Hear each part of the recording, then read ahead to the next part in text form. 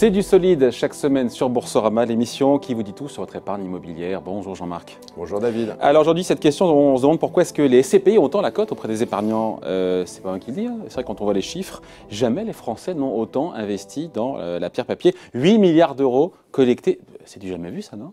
Oui, c'est un chiffre record. Et pourtant, les SCPI existent depuis fort longtemps, depuis la fin des années 60.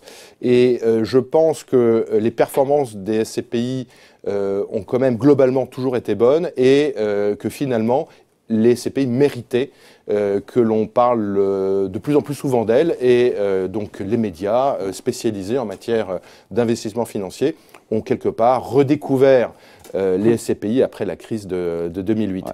Alors, sachant que 8 milliards d'euros, en général, les bonnes années, c'était quoi? 3, 4, 5 milliards d'euros, 6 milliards d'euros de collectés. Là, 8 milliards, il y a un cap qui est passé, hein. Alors, en 2017, il y a eu beaucoup de collectes aussi, puisqu'on a quasiment fait même plus de 6 milliards. 2018, c'était un peu en retrait. 2019, c'est effectivement reparti. Je pense que la raison principale, c'est la surperformance massive de l'immobilier et donc des SCPI par rapport aux produits de taux. Ce sont les rendements qui font saliver les épargnants. En moyenne, en 2019, 4,4%. Exactement. Et ça donne envie. Les rendements, c'est toujours la force de rappel la plus puissante sur les produits financiers. Et de ce point de vue-là, les SCPI, depuis 40 ans, n'ont jamais démérité.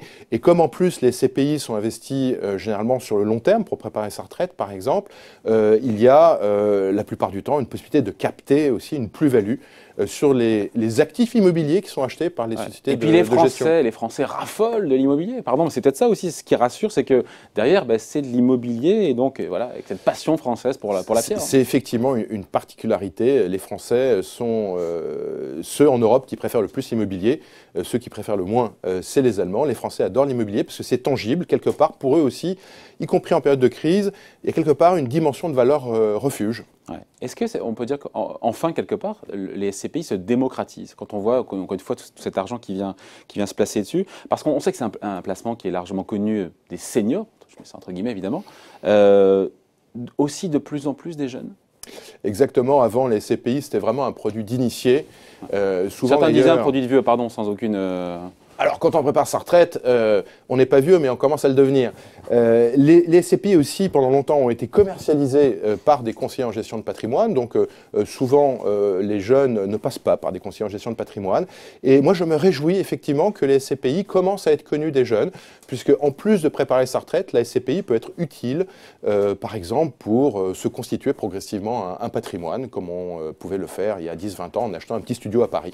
Voilà. Donc les Français ont de plus en plus, raffolent de plus en plus des SCPI. Les chiffres le prouvent. Il faudra faire aussi bien cette année, hein, en 2020, que les 8 milliards d'euros de collecte. Hein.